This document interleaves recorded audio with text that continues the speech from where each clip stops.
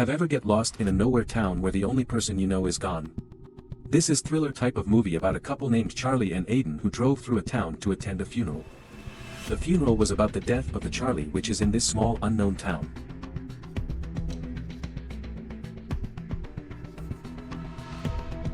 The story started when they drove miles onto the desert and their electric car just drained its battery. There's no charging station nearby and no cell phone reception.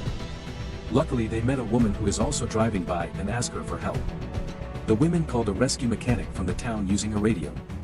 Charlie decided to get a breakfast burrito downtown on a diner while Aiden was left just look out for their car while the mechanic is on its way. Charlie arrived at the town's diner and ordered 2 breakfast burritos, one for her and one for Aiden.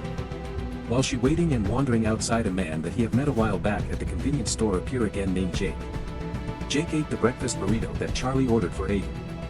Jake started to creep out Charlie as she was holding Charlie's hands and Charlie is reaching for some kind of a pepper spray.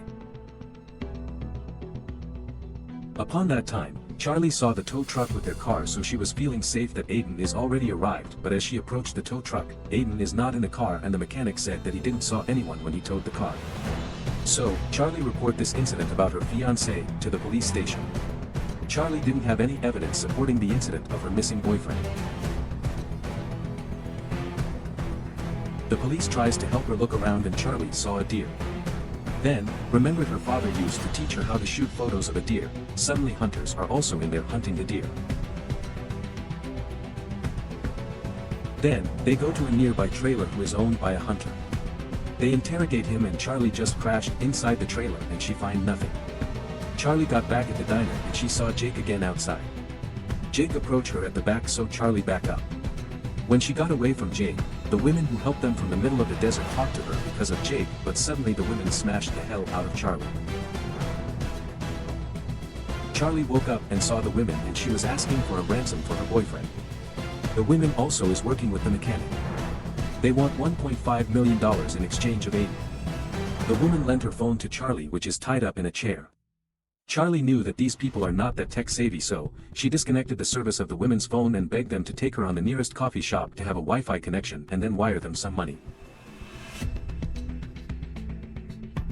The woman took hostage of Charlie and forced her to wire her up some ransom in exchange of Aiden in a cafe nearby. Charlie tried to get away by going to the restroom, but there is no window. Charlie sent the money using a public computer on the cafe. She tried to seek for help on the public chat, but someone already sent a message saying don't. Charlie brought a fork along the way, but the woman saw it while she was examining Charlie. Upon the transfer, she took off and met the server on the diner. She asked Charlie if everything is fine, so Charlie said yes because the woman got her hostage. Then they drove the opposite way. Charlie immediately noticed it. So, Charlie begged the woman that she need to go and pee. So, the woman dropped her off in a closed-down gasoline station that she also owned. Charlie tries to get away by sneaking out when the woman is looking for her. She hide inside the garage and runs away to the woman's car. Unfortunately, the keys isn't inside the car and the woman got out of the garage. She took her pepper a while ago while looking for the car keys and sprayed it on the woman. Then she drove away as fast as she could and reported to the police station. The police didn't quite believe it here and she met the sheriff of this town, and surprisingly it is the same woman that took hostage of his boyfriend. She was interrogated by her and pointed a gun on her face. Charlie got away and the sheriff explained to his colleague that Charlie is a threat and a delusional person. Charlie run onto the woods and remember what her taught her about the sun always face south. She start mapping and got to the place where the sheriff brought her in the first place, which is their house and where Aiden is. She sneak around the property looking for her boyfriend and she just heard that her boyfriend is also a part of this crime to her. Charlie was skeptical and made a noise. She tries to escape knowing her fiancé was a traitor. Aiden look after her.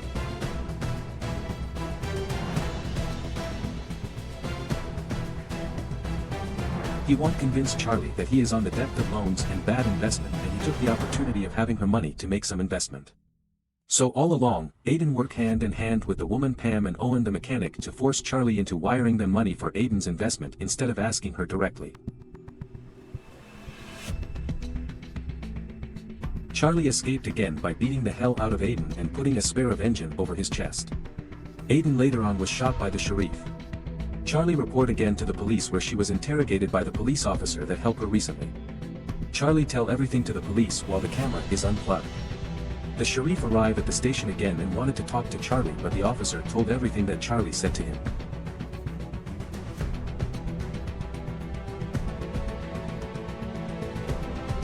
The police officer was bashed in the head by Owen on the back. The Sharif looked for Charlie inside the interrogation room and she was not there. Charlie escaped again and found in the local diner where she begged a traveler who is also lost, but unfortunately the traveler got the creep vibe and drove away. So, Charlie broke inside the closed diner and called 911 emergency. She was connected to the nearest town sheriff, which is the same woman that hostage her.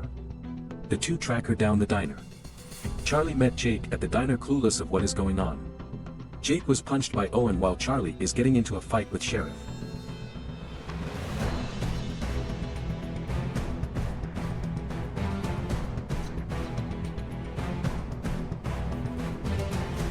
Charlie bashed the Sharif with a metal pitcher and got away with Jake. The chase goes on into a junkyard. The Sharif chased her with a kitchen knife that she took from the diner. They both got into another fight and Charlie dodged all of the stab coming from the Sharif. Charlie brought down a steel shelf cabinet and the Sharif was under it. Charlie tries to save the Sharif from the falling car parts, but the Sharif tries to stab her hand, so Charlie let her die. At the end, Charlie was taken care in the hospital where she talked with the officer who helped her. She made it to her destination where her dad is currently in funeral service.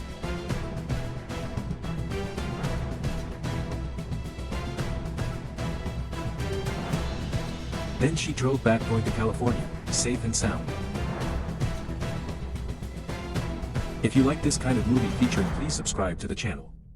See you on the next video.